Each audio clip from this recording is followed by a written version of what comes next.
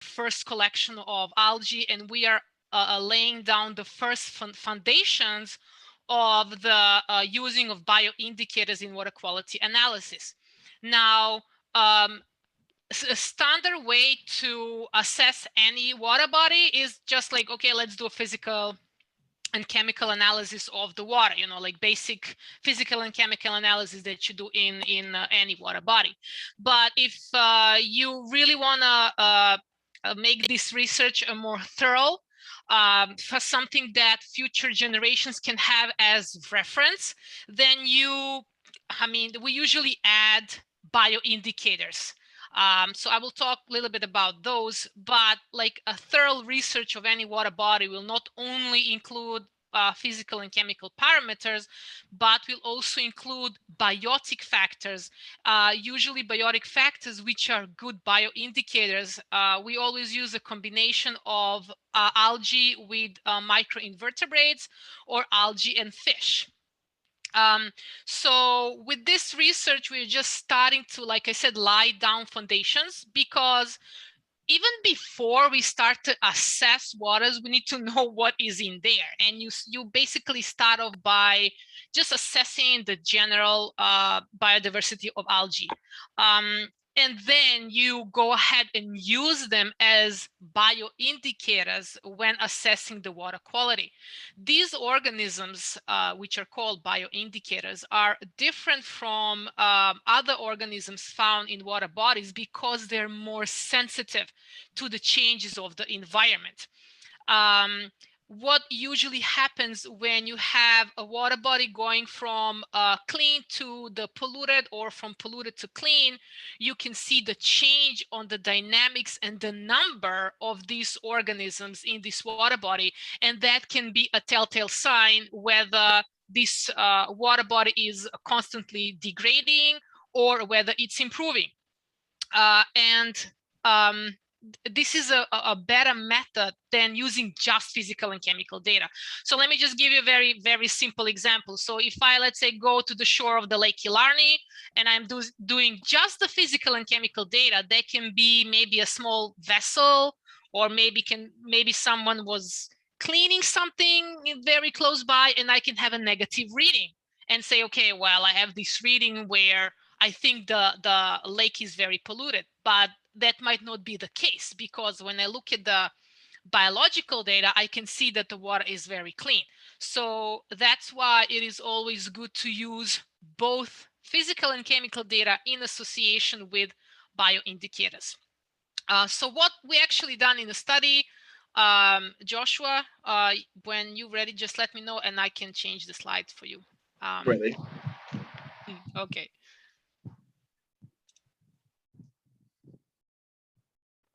I can go, Joshua? Yes. Okay.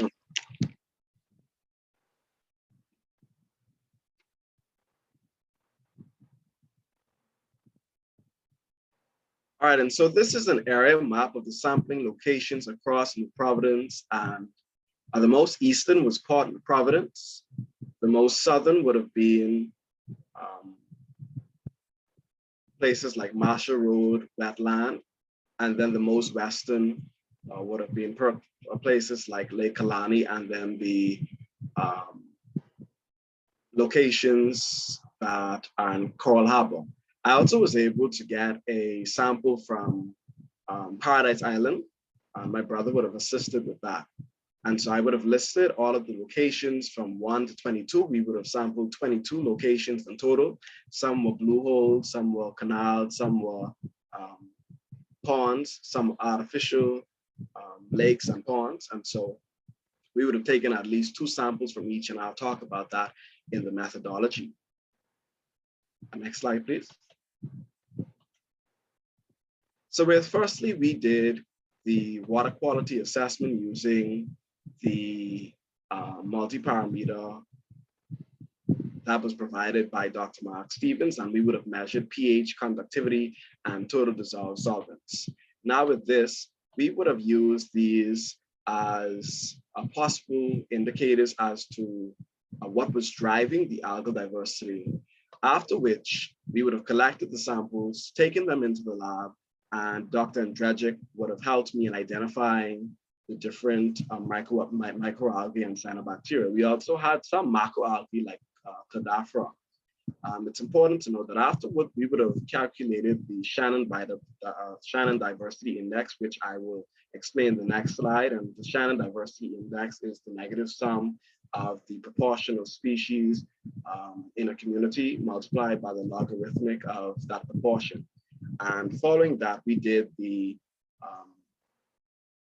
principal component analysis and partial component analysis, partial correlation analysis, sorry, that I will discuss in the next slide. And so firstly, we did the H index. The H index is the Shannon Diversity Index. Then I will give you the results for the PCA, and then Dr. Andrzejczyk will talk about the algal diversity. And so with the H index, we would have used this equation. And so a high value of H indicated a more diverse and equally distributed community of algae. The highest was Hallerville's pond with a diversity index of about 2.006, followed by Lake Alani with an index of 1.662. And so what I found really interesting about this is that they had similar vegetation as well. And so I wanted to know whether or not that was a driving factor. And so clearly more research must be conducted.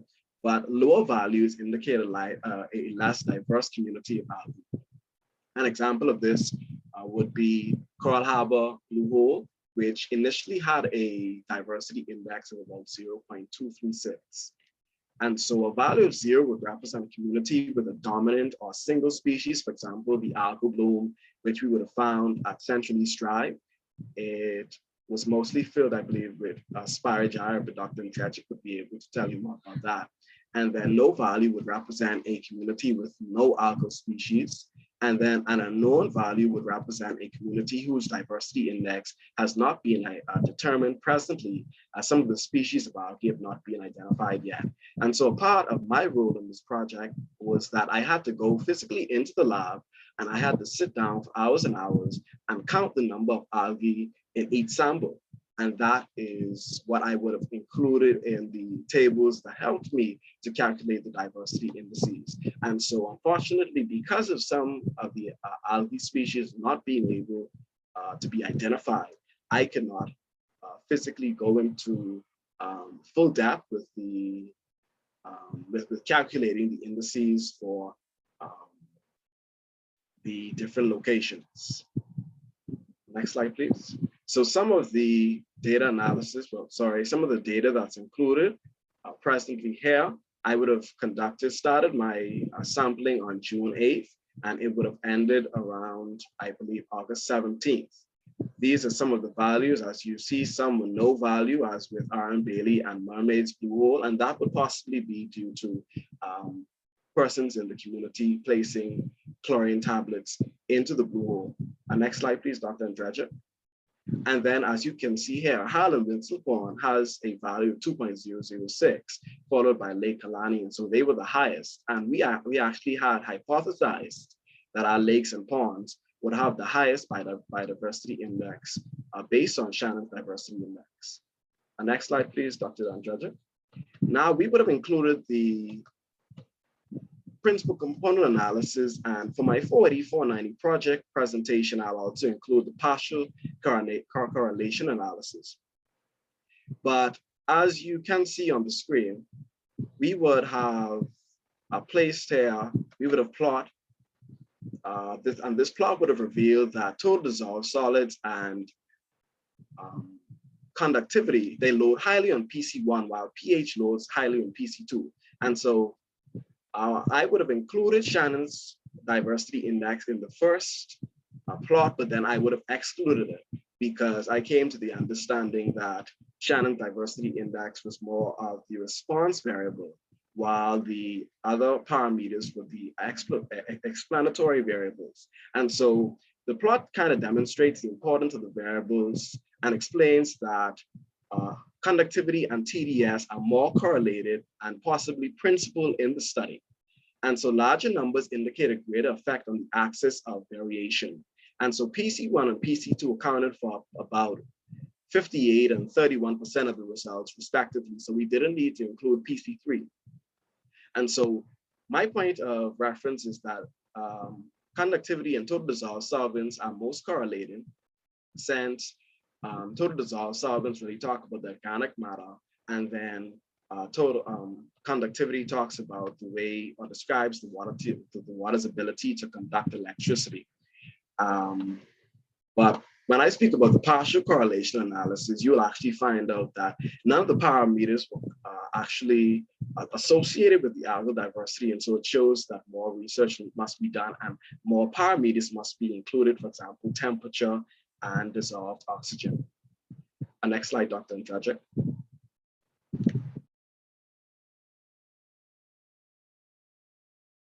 Oh, thank you so much for this explanation. With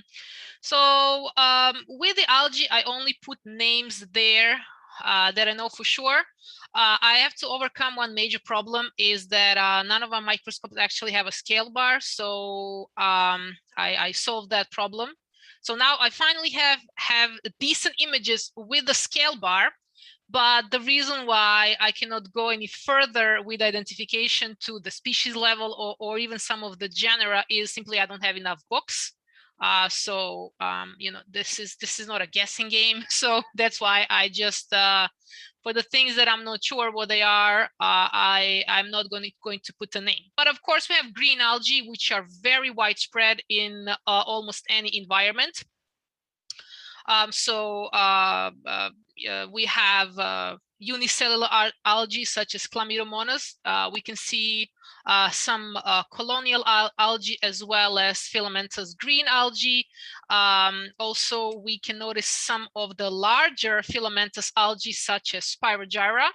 It's called like that because it has a spiral chloroplast, as well as Cladophora.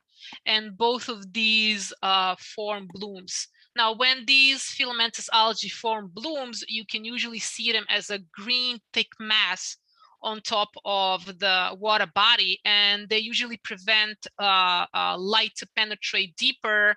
And this is why in most of the cases when these large filamentous algae bloom, there isn't much inside that you can find other than this type of algae.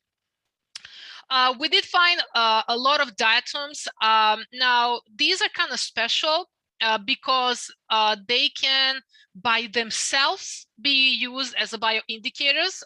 So I only put just 2 images right here, but they're extremely diverse. And just diatoms can be a research on its own. We also found a lot of desmids, desmid, which is kind of strange because desmid algae prefer just a very slightly acid waters, and I did find quite the diversity in an unusual location, which is the pond at the University of the Bahamas. So in spring, every time when I teach microbiology 2 to 3, I see a lot of these desmids algae. And then we have cyanobacteria, such as these mobile oscillatoria, Merismopedia microcystis, and Rivularia. They form blooms around ponds in Coral Harbor, and this is potentially dangerous because some species of cyanobacteria can form toxins. And toxins can end up in fish or in other organisms. So they can maybe end up in well waters as well. So this is a kind of a red flag to be very careful that there are cyanobacteria blooms in some of the locations. Now, what is the application of this study? So once we have enough data, we can start putting together a database. One of the applications is we actually do want to assess the health of the water bodies in New Providence or maybe on other islands. Also, some of the sites can serve as references locations. So right now we have a number for the diversity index for these sites. So in 5 or 10 years, we can monitor whether the biodiversity has improved or whether it has decreased. So it can provide us with a long-term environmental studies of the impact of humans on these environments. And also, this is a very early warning sign. And I am talking about finding some of the cyanobacteria which are able to produce mild toxins in the environment. So these are some of the future applications.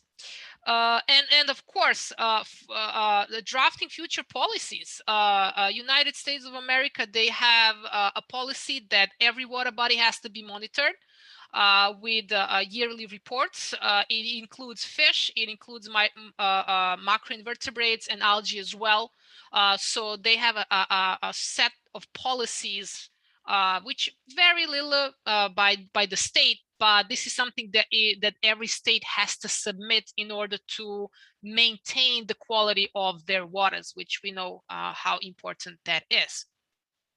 I would really like to thank first and foremost Dr. Mark Stevens for inviting us to be participating in his project. All the statistical analysis would not have been done with Dr. Paul DeLuca, so I really am grateful. And also Ms. Tina Bernardis for transporting the microscope from Florida onto here. So that is the end of our presentation, and thank you.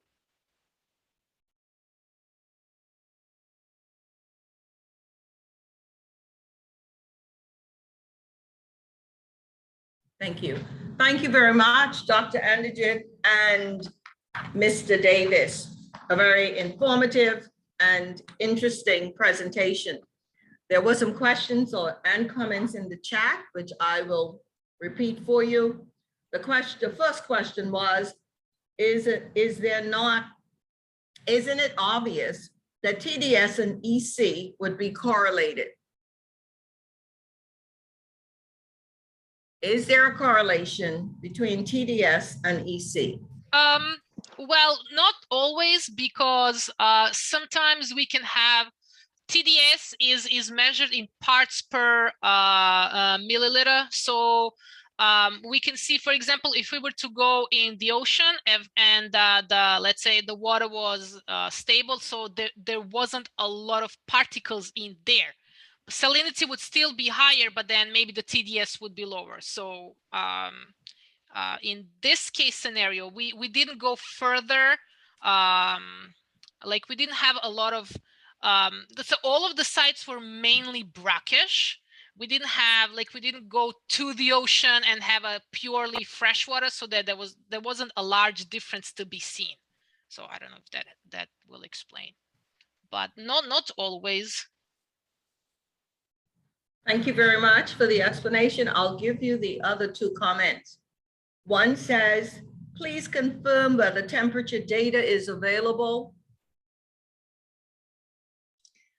Yes, temperature is available, but in this case, I really wanted to focus on what we had.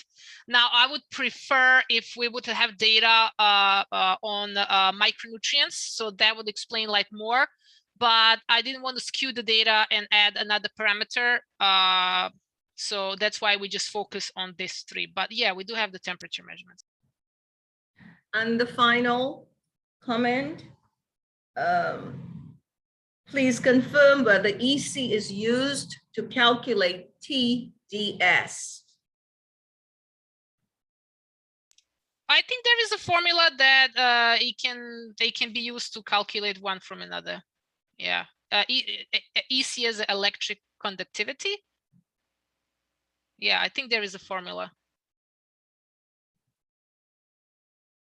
Another, is it possible to identify down to species level for at least some of the algae? No, without books, not for sure, because they will be just like I said, a guessing game. I need measurements, and then once I have substantial measurements, I would then have to confirm with the literature which specializes on that genus. So not to a species level, to a genus level, maybe yes. But like I said, I really like to double check with the literature. So and up until I have lots of books in my possession, then more thorough identification is not going to be possible. Thank you very much. This appears to be our final question. Which sites were most or least healthy, and why do you think so? Dr. Andretti, can I answer this one? Oh, I was about to say yes. So, Dr. Stevens, from what I noticed, the sites that were most healthy were those that were actually, I guess, secluded from human involvement. An example of that would be Coral Harbor Blue Hole, where you have to walk a certain distance to get to the Blue Hole, and so it's not around residential areas. What I found, for example, at Lake Kalani is actually experiencing cultural eutrophication because it seems as though sewage is being pumped into the lake. And so clearly we understand that that is a less healthy environment. Another one would be the algal bloom in Central East Drive. That is also least healthy because they're also pumping sewage into that. Another point I wanted to make is that with the blue holes, as we would have looked at them, there's a lot of pollution and significant pollution in both blue holes that are around human involvement. And because they are chlorinated, it decreases the algal diversity, not only the algal diversity, but the biodiversity and the aesthetic value of it. And so it's less healthy as well. I trust it answers your question, Dr. Stevens. Another question has come into the chat. Do you see algae diversity in the Bahamas being used as a mechanism to producing clean energy? And are there any protective laws that protects algae diversity? Are there any laws that protect algae diversity? I don't think there are any laws that would specifically say to protect algae, but if we see that there is a site that has high diversity of fish and other organisms, and so we are looking at this either locality or the ecosystem as a whole that we need to protect. I'm not sure if I understand. Do you see algae diversity in the Bahamas being used as a mechanism of, so do you mean like using algae to produce methane, to produce oils? It's something like that. I'm not sure. Can I answer this one as well? Oh, okay. Yeah, sure. Go ahead. All right. So what I kind of saw was that they were actually using Botryococcus. It produces oils, and they were extracting the oils and using them in the production of healthy biofuels. And I'll actually mention that in my 48490 project in the literature review, because that is one of the uses of microalgae, and that was one of the microalgae that I would have seen in the algal diversity that we would have assessed. But Botryococcus brownie, it produces the abundant hydrocarbons, and so it's in the form of drop-in biodiesel, and it kind of promoted the interest in the species kind of for the last decade. So I trust that helps. I'll place the name in the chat so you can do further research yourself. Well, thank you so much. We do have another question. Do any of the algae seen have potential as human or animal nutrient supplementation? Yes, but not the ones that we found. So maybe seaweed from the oceans, yes, which are washing ashore all the time. But the microalgae that we are researching are basically just a tool to monitor and assess the water quality. But macroalgae in the oceans, yes, definitely. It can be an animal supplement because they are always full of nutrients.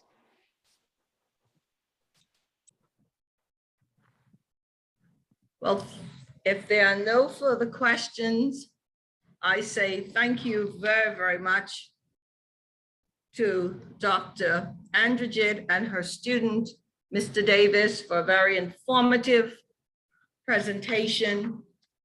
I have certainly learned much, and I'm sure many of us in this space have learned much. Thank you all very, very much for a wonderful and informative presentation. Our next speaker. Our second speaker is Dr. Paul Jones. Dr. Paul Jones is an associate professor, excuse me, at the University of the Bahamas. He is head of the Department of Performing Arts and the director of the concert choir at the university. He holds the Doctor of Music in Choral Conducting and a master's in piano performance from Indiana University, as well as undergraduate degrees in theology, performance, and composition. His research interests are in the field of church music, where he has published 2 books, which have also been translated into Chinese, Japanese, and Korean, and in composition, where he has written more than 200 original works. His hymn tunes appear in multiple international collections in the UK, New Zealand, Japan, Ukraine, Canada, and the United States. Dr. Jones is a pianist of the UB faculty trio, C-Force. He has served in Nassau as accompanist for Christ Church Cathedral, Bahamas Music Academy, Bel Canto Singers, Highgrove Singers, and the Bahamas National Youth Choir, and as an organist for the Church of St. Christopher in Lyford Key. He also performs regularly as a collaborative pianist for the Nassau Music Society, including 3 upcoming programs in the 2021-2022 season. Join me as we welcome Dr. Paul Jones, whom we often see on television doing all of what's contained in his bio. Dr. Jones, welcome.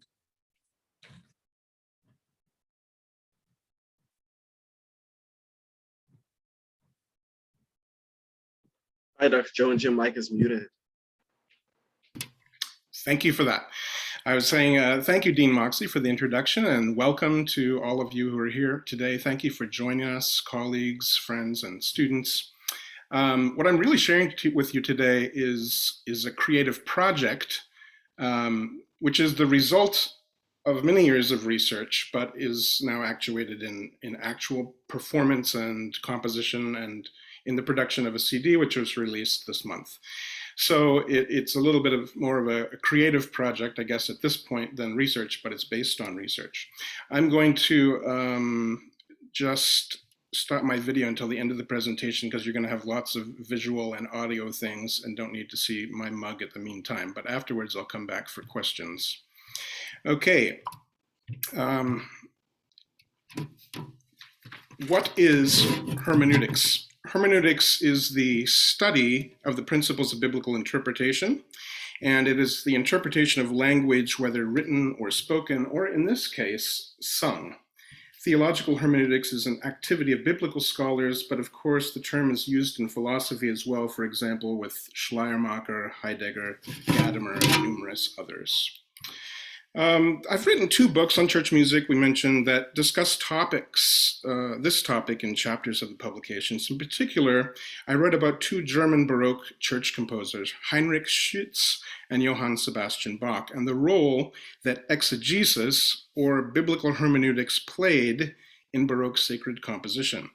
Now, one can't really begin to study or write about these composers without first considering their complete immersion in the doctrine and practices of the Lutheran Church.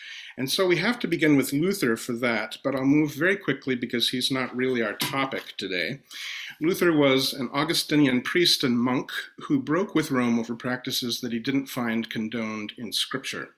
As you may know, his stand, along with others, led to the birth of the Protestant Reformation, and hymnody and other church music played a real key role in the rapid spread of this, what they called return to doctrines of the early church. Luther was also an amateur musician and composer in his own right, and he had great influence on these composers I'm going to refer to. For Luther, music had a theological reason for being, in that it could carry words and therefore could deliver the word of God. So he wrote, "Music and notes, which are wonderful gifts and creations of God, do help gain a better understanding of the text." He also said that next after theology, I give to music the highest place and greatest honor. I would not exchange what little I know of music for something great. Experience proves that next to the word of God itself, only music deserves to be extolled as the mistress and governess of the feelings of the human heart. Now, Luther's favorite composer was the Burgundian Josquin des Près, who was his contemporary. And while many Renaissance composers of his day crafted fine compositions, Josquin sensitively interpreted the text with its meaning, with emotion, and he would bend or break the so-called scholastic rules of music to make the settings more meaningful. In his own lifetime, he was considered a master whom other composers strove to emulate. A little later on, early Baroque composers were concerned with principles of oratory and rhetoric that were derived from their study of early Greek drama, which led basically to the birth of opera in Florence around 1600. But that's another topic. It's related to this, however, because over time, humanists, composers, and theorists started to write about a so-called doctrine of the affections and rhetorical devices that could be used in music and in other arts to further emotional meaning. George Bulow, who was a leading scholar in this field and with whom I was privileged to study during my graduate work, described an affection as a rationalized emotional state or passion. Beginning in antiquity, the purpose of rhetoric, and subsequently therefore all rhetorically inspired music, was to imitate human passions. The union of music and rhetoric in this manner is one of the most distinctive characteristics of Baroque music. While the use of rhetorical figures in composition is a very personal thing, it is also strongly objective. These affective purposes are planned, rational, and identifiable, not emotionally spontaneous or subjective as we might see in the 19th century and following. In fact, the Baroque composer planned the affective content of each work or section or movement of a work with all the devices of his craft and expected the response of the audience to be based on an equally rational insight into the meaning of his music. Musical rhetorical figures based on the doctrine of affections, or in German, Affektenlehre, have often been referred to as text painting or word painting, which is essentially the interpretation or picturing of individual words or ideas by musical techniques. A very few of these figures I've listed here, but we will not go into detail on them, and there are many, many more than these. I've listed interrogatio, which is the use of ascending intervals to act interrogatively for questions in the music. Polyptoton, the use of repetitive figures in close succession to heighten tension or drama. Katabasis, a descending figure, probably most often seen as a chromatic descent to connote sadness in music. And we have auxesis or climax, rising sequential patterns culminating in a kind of peak in the music. Suspiratio, which is the use of rests, perhaps for sighing, crying, dying, or other emotion-laden ings. And then anabasis, an ascending motive that perhaps points heavenward to the divine, something like that. I'm sorry if you can hear what sounds like a lawnmower in the background. I can't stop my neighbors. Okay, Heinrich Schütz was one who made use of musical figures, musical rhetoric, and not only was he a master of such devices, but he employed them in interpretive ways concerning the biblical text itself. And thus he expounds on the text and he leads the listener toward a particular understanding of the passage while moving their affections in the process, as a great orator or preacher does. This is why Schütz's music can be called hermeneutical or exegetical. Schütz fulfilled the Lutheran ideal of using music with the Bible to deliver truth. He had an intensely personal approach to Scripture, and like a good preacher, was not content simply to declare the text, but to also see himself and his hearers involved in it.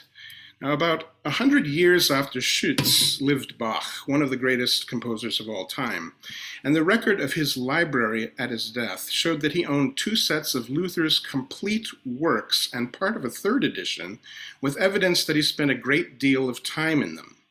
Musical rhetorical figures and rules, because of their origin in oration, are also closely related to preaching. So Luther had felt that musical composition for the church should be a predicatio sonora, a musical sermon. And in his nearly 300 sacred cantatas that served as the primary music for Sunday services, the Predigtmusik, or sermon music, Bach did not simply set the text, but interpreted it from an educated, articulate theological framework. Now, one can find musical, rhetorical, and theological pictures in virtually all of Bach's sacred works, extending even to the form of the music itself. That could be a whole presentation, let me tell you. There's been a substantial bit of work done also in what is referred to as gematria, the study of numbers as symbols with theological meaning or cryptological significance. Some people seem to take this perhaps further than is reasonable, but it is striking how many numerical symbols are obvious and intentional, particularly in the works of Bach. Now, as we transition from this historical information that I've given you to the primary focus of this presentation, I'll just relay a little bit about my own compositional work, which includes hymn tunes, choral works, solo songs, service music, orchestral pieces, and works for organ, brass quintet, instrumental pieces, and an oratorio that's in progress. But today we're going to take a peek at 3 solo songs in particular and just highlight short details about them. The most recent project to which I was referring is my 11th CD in one musical capacity or another. And here are photos of the other 10 album covers, just for a little bit of color. The current project is a release of 15 sacred art songs or hymn settings, recorded in June of this year in southern New Jersey with Bass Branch Fields, a wonderful musician and friend of 30 years with whom I went to graduate school at Indiana University. These songs demonstrate techniques that I've learned from having studied Schütz and Bach, among others, not in such a way that I compose like them. First of all, I don't come close to their level of contrapuntal genius. And secondly, I do not write, of course, for the 17th and 18th centuries, but for the modern era. What I gained from these amazing Baroque composers was an appreciation for the way specific musical devices can interpret text and bring about an emotional effect that one wants an engaged listener to experience. Many times the listener will be completely unaware of why they have been moved or affected, but the music's power and spirituality has helped to accomplish this. All you really have to do, and each one of you, I'm sure, has experienced this, think of the way music has affected you when watching a film or a TV show. It may have heightened suspense, fear or anxiety, or brought a tear to your eye. Film composers, in fact, interpret dramatic scenes to move the emotions of the listener. One difference in sacred music is that the goal is not the emotion itself, but the delivery of biblical truth from a specific interpretation, a specific hermeneutic. I'm going to give you a few examples now from pieces on the album. How Firm a Foundation is a very well-known hymn. I didn't write the hymn, but I wrote this setting of the hymn.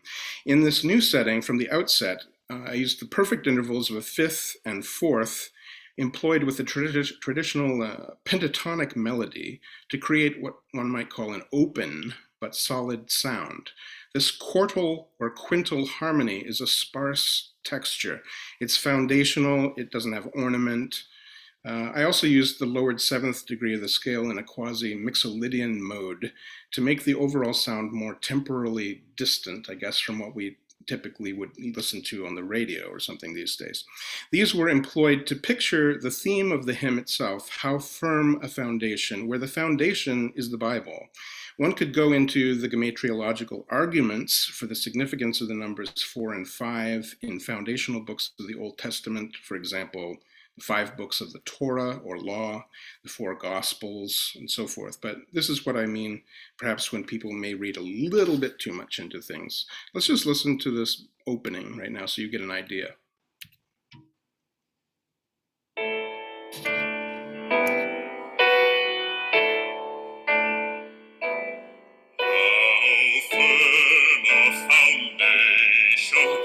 saints of the Lord is laid for your faith in his excellent word. There are two musically interpretive things pictured here in this next example. One is a modal shift for this entire third stanza of the hymn from the G major Mixolydian to D minor. I chose to switch to a minor tonality to help better support the text. When through the deep waters I call you to go, the rivers of sorrow shall not overflow. And secondly, you'll notice that the melody itself, if you know the melody from church, it's been altered here quite a bit from the original, not only to a minor tonality, but in direction, pitch, and rhythm, so that the depth of the waters is almost palpable when sung, especially when you hear a true bass like Branch sing it. When through the deep waters I call you to go, the rivers of sorrow shall not overflow. This next example shows another modal shift, but this one is an internal modulation from the D minor tonality. You can see the figures there at the bottom of your screen. I used at the start of the third stanza and its textual content to now the more comforting or reassuring relative major key of F at the text when Christ says to the believer, "For I will be with you, your troubles to bless." This has the emotional effect of moving from concern to hope, from struggle to assurance of victory. In short, it harmonically underlines the affect that's already present in the text by helping the listener to not only hear it, but to feel the contrast. The tenuto markings, crescendo, and the stretching of time in a performance context further underscore the text's contrastive shift here. So let's start just a little before this, and then you'll hear this transition. Of sorrow shall not overflow, for I will be with you, your troubles to bless, and sanctify to you your deepest distress.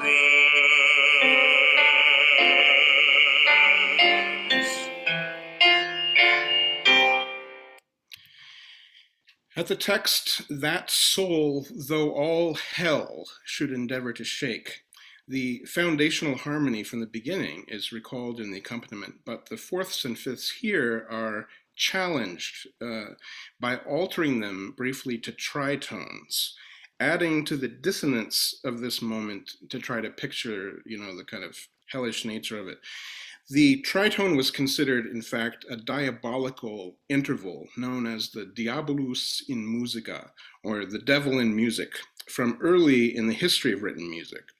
But this brief diabolical harmony is soon overwhelmed by the return of the opening music and the final chord of the piece ends solidly with a strong, reassuring, triadic tonic chord. I'll play this little excerpt for you.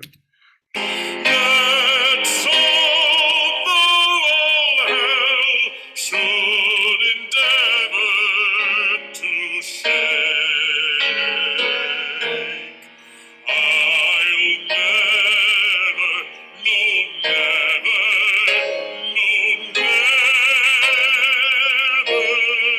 forsake.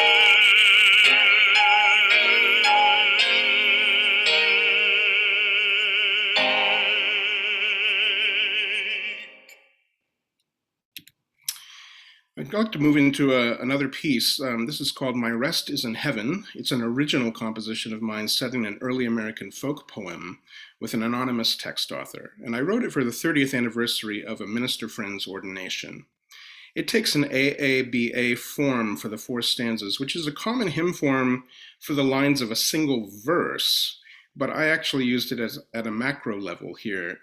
The tonality for the four stanzas is major, major, minor, major. The B section, being the third stanza, has a different key, a different melody, a different harmony, and a different character. We're going to listen to the piece in a minute. I'm just going to give you 2 or 3 brief examples and then we'll listen to it. The composition employs a Lombardic rhythm known as Scotch snaps. These are short accented notes followed by longer notes on a primary beat, and one might call a Highland folk-like melodic contour to give a Scottish character to the music. Now, this was just a little tip of the hat to my friend, given that his ministry began in Scotland. He was ordained in Scotland. His wife is Scottish, and even though he's American, he would prefer to be Scottish. So it was just a little inside thing that I did. Now, there are interpretive or imitative lines in the piano and voice in this piece, like a true spirit of art song that make it a real duo between the singer and pianist, who are kind of equal partners. So we hear this in a moment when I play the music for you. 2 quick examples of word painting here. At "The road may be rough," which is interpreted by the use of a chromatic diminished seventh and a ninth chord in inversion, acting kind of like a suspension. And then this long note on the word long. It cannot be long. It's pictured by a lengthy note. It's very basic, but these are kinds of things that composers think about. And then to contrast the rough road of life that cannot be long, there's a modal shift from tonic minor back to the tonic major at the text, "and I'll cheer it with song," which leads us into the 4th stanza. I thought you might like to hear a full performance of this. I think it's only like 2.5 minutes. So you get to see the music go by as we listen.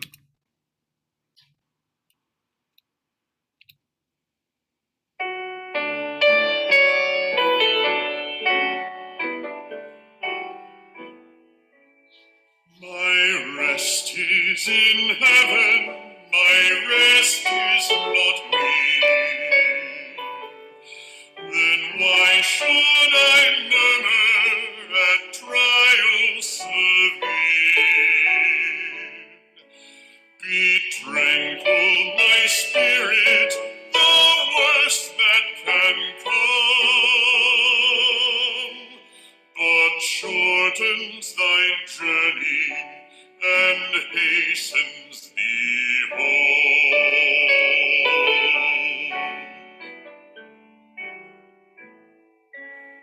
Let trouble and danger my progress oppose. They'll only make heaven more bright at the close. Come joy then, or sorrow, whatever befall,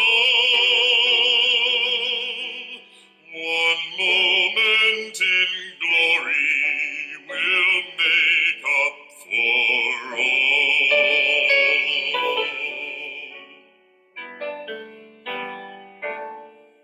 A scrip on my back and a staff in my hand, I march on in haste through an enemy's land. The road may be rough, but it cannot be long. I'll smooth it with hope, and I'll cheer it with song. What's that? My rest is in heaven, my rest is not here. Then why should What's that I thing? murmur at trials severe? Be tranquil, my spirit, the worst that can come, but shortens thy journey and hastens thee home.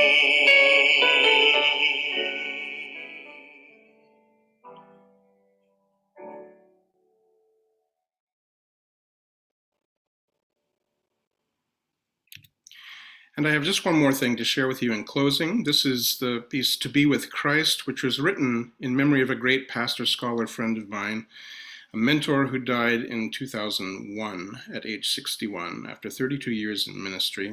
I dedicated this song to his widow. This is another early American folk poem used as a hymn. It has an anonymous author, but my original music.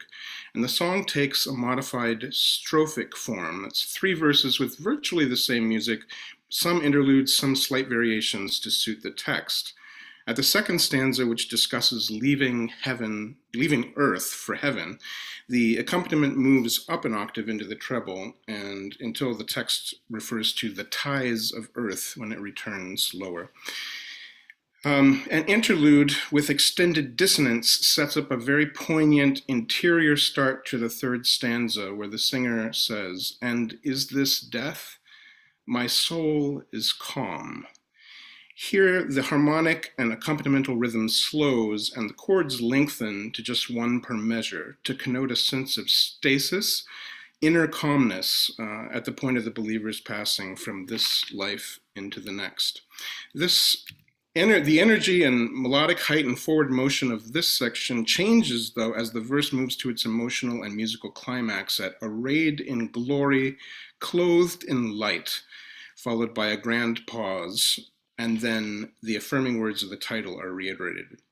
I know this year many of us have lost, in the last 2 years especially, many of us have lost loved ones or friends, which has made the message of this song even more meaningful.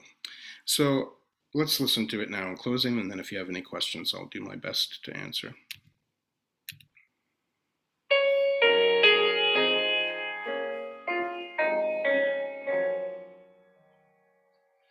This world is beautiful and bright.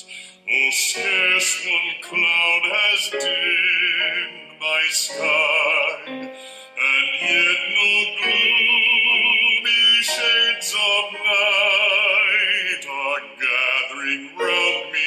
Though I die, yet there's a lovely land of light, illumined by Bethlehem's beaming star.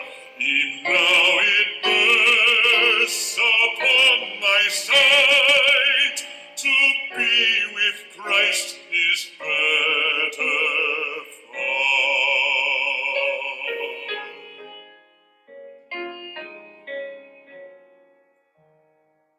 True life is sweet, and friends are dear, and youth and health are pleasant things. Yet leave I all without a tear, no sad regret my bosom rings. The ties of earth are broken all, my chainless soul above yon star shall wing its way beyond recall. To be with Christ is better far.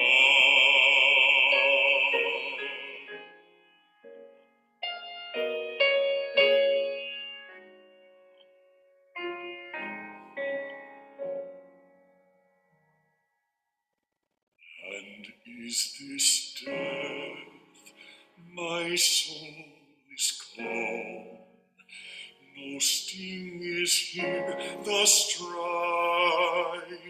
is done. Glory to God and to the Lamb. Sweet triumph, I have won, I've won a crown immortal, robes of white for me in waiting are. A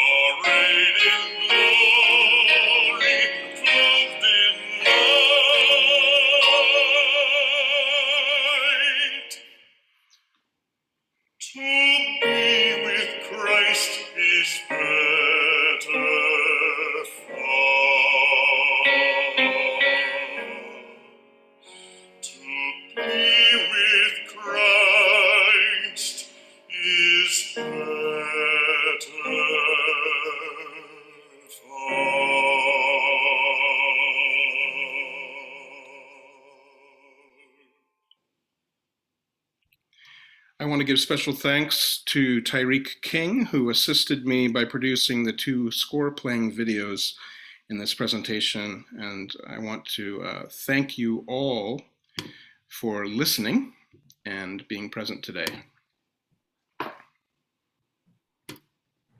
Do we have any questions for Dr. Jones?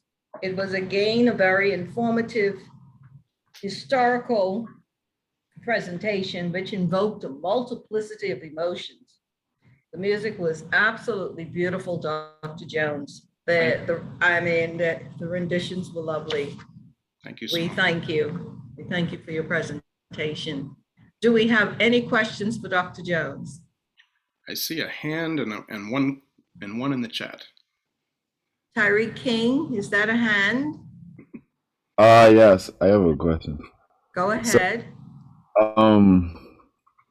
Well, I know you didn't speak about, conducting much, but going on to the live setting of, music, beside the musical devices you showed in your presentation, such as modulations, the use of like different intervals such as tritones to really convey the mood or feel that you want to give. You having been a conductor and having had conducted for many groups and ensembles all over the world, and having seen many conductors, do their work in a live setting, how much of an impact would the performance and emotion of the conductor play into that, transfer of mood and feel into the audience? A tremendous amount, actually. Of course, you'll see some of those things written into the music in dynamic instructions and tempi and, places where it says to wait and spend time and whatever. And the harmonies and the way the music's set. But it's really the role of the conductor to interpret the music that's in front of them, to interpret as close to the idea of the composer as possible, but maybe to contextualize it within wherever you find yourself, the group you find yourself with, and your own, what you bring to the music yourself. So yes, that's the job of a conductor in front of a group is a little different than just working with one singer. As a pianist, you have to communicate almost telepathically and through hand gesture and facial gesture, all nonverbal communication. You have to convey an idea to that group and then hope that they receive this and give that particular sound, emotion, or feeling back en masse, which is quite a trick, quite a thing to do. Yeah.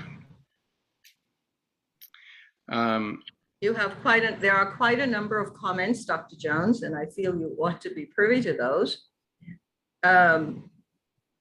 Beautiful. Such lovely rendition, soothing to the soul. This song is beautiful. This song reminds me of my grandpa. Thank you. Where do you find inspiration, Dr. Jones? Could you show how your music uses the devices of Bach, if at all? Oh, lovely renditions. Those were the comments. Okay. From the chat. For the way we use the device, that would take a whole nother presentation for me to show that probably. But Mr. Fielding, I promise to give you a little private look at that if you like. Where do I find inspiration? This is just in songwriting like this, it's really from the text. I spend time just going over and over the text, listening to it, reading it myself, thinking of what it means, how the poet would have written it, try to understand the meaning, and then interpret it as best I can through music. So the form may take a similar form to the poem, and if there's a shift in mood in one of the verses or something, then you try to accommodate in that in the way that. But when it comes to writing text, setting text like this, my inspiration always comes from the text. When it's instrumental music or something, then it's just kind of, there's a multiplicity of things. But I know we're a little over time, so I don't want to keep people longer. But is there any other quick questions? Just thank you so much, everyone. And thank you, Dr. Moxie, for hosting us. Thank you so much once again, Dr. Jones. And thank you again to our first 2 presenters, Dr. Andrzej Andrajit and Mr. Davis. It's been a beautiful, the presentations have been wonderful. And thank you all very much. Have a beautiful weekend. Be safe. This is the last of the presentations for this calendar year. And so we hope to see you again in 2022. Bye, everyone.